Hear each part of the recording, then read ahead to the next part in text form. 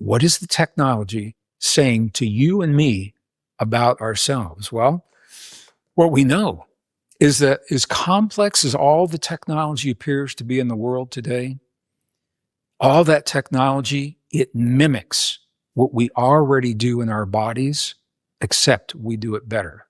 Now, this is a surprise to a lot of people. So let's explore this a little bit. Let's break it down, see what this really means. The internet. What does the internet do? What is the function of the internet? Well, we can say, at the very least, it is about connecting people to one another. Well, without the internet, we're already connected. We're connected through intuition. We're connected through telepathy. We may not always utilize those connections because we've forgotten them. We've been told that they aren't valid, but they are valid and they do work. The internet mirrors our own biology.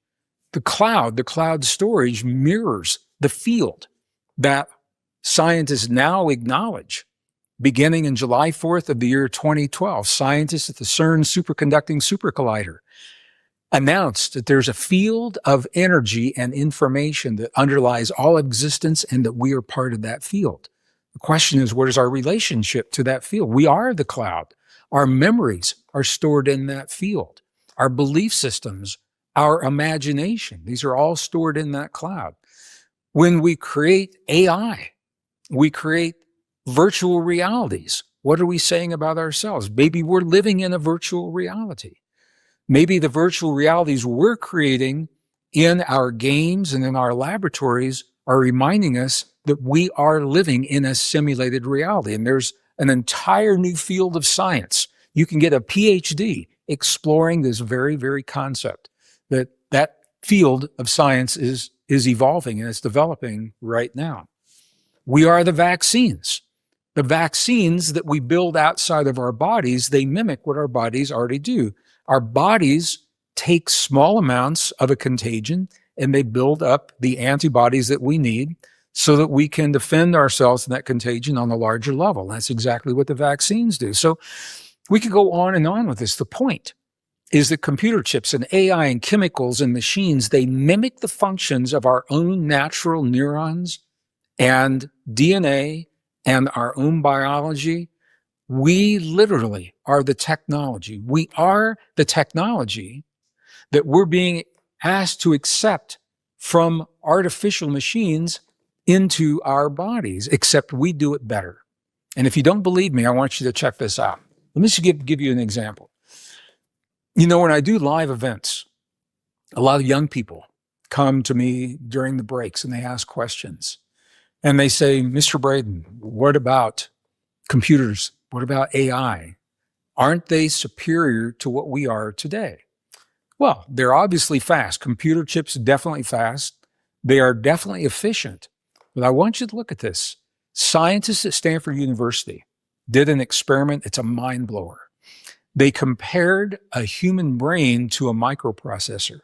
And the bottom line, I'll give it away right now, they found that the human brain not only meets, but it exceeds the capacity of the microprocessor. Let me show you how this works. This was done at the Salk Institute at Stanford University. They compared a human brain to a microprocessor. And my first question is, how do you even do that? How do you make that comparison? Here's what they did. They equated the synapses in the brain, the little space between the neurons, the gap where we see the electrical spark in science fiction movies and we see it in biology movies, that little gap with the spark, they equated that with the transistors on a microprocessor. Interestingly enough, there's about the same number of synapses in the human brain as there are transistors on today's microprocessors. I mean, you can't make this stuff up. So they're making that comparison. I know you don't want to see the complex and very technical study. So I'm going to give you the bottom line. A computer right now tops out at about 6 billion instructions per second. Guess what? The human brain tops out at about 100 billion instructions per second. The conclusion to this study done by the Salk Institute is that the human brain possesses 100-fold more information than a modern microprocessor, even using multiple cores. All right? And this is just one example. Our brain is scalable. Here's what I mean by that. Computer chip, is it fast? Yes. Is it efficient? Yes. Is it scalable? Well, the top end of a computer chip will always be limited by the physics of the silicon. The atoms of silicon are only going to allow information to move so quickly. So we say that the computer chip, its scalability is finite. It can only go so far and hits a dead end. Now, where's the top end of a human brain? Oh, the answer is we don't know. And we don't know because every time we push against, we believed were the limits of a human brain, the brain does what human brains do. It morphs and it adapts. And it opens a whole new vista of potential. Every time we reach what we thought was a limit, that limit gives way to new expressions in the human brain. Where does our top end? We don't know. It appears we don't have one because we will always morph and adapt. And this is just one example of when I say to you that we meet, and in many cases exceed, the potential of the machines that we're being asked to put into our bodies.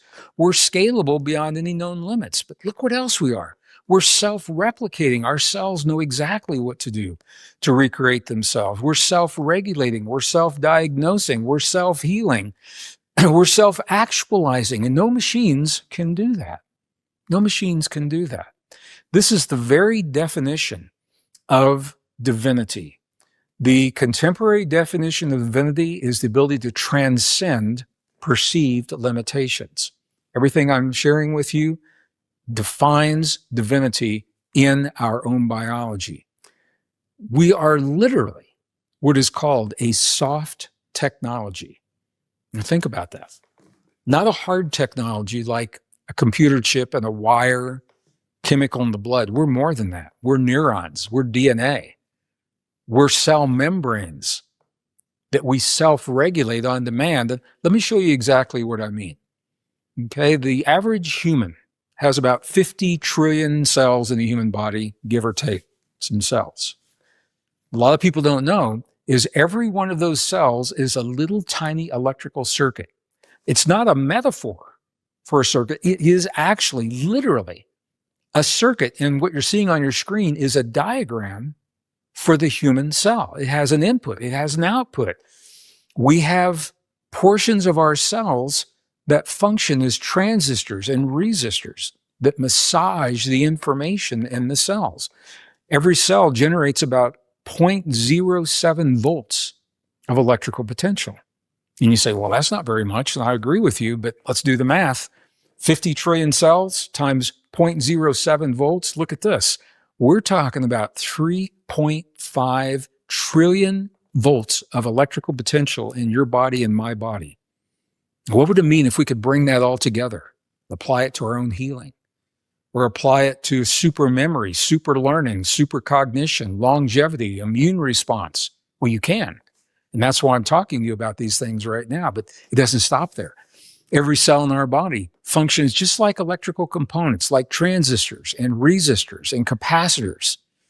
And if you're a young person watching this and you see those pictures of transistors and resistors and capacitors and you say, what in the world are those? Then the next picture on the screen answers that. That is a microprocessor. That's what they look like today. On that microprocessor are all the transistors and resistors and capacitors that used to be big surface-mounted components. They're all miniaturized. They're on that little circuit right now. So we're all talking the same thing. Every cell in your body emits photons of light, and you can actually see the light. You can measure it under certain conditions. We receive photons of light.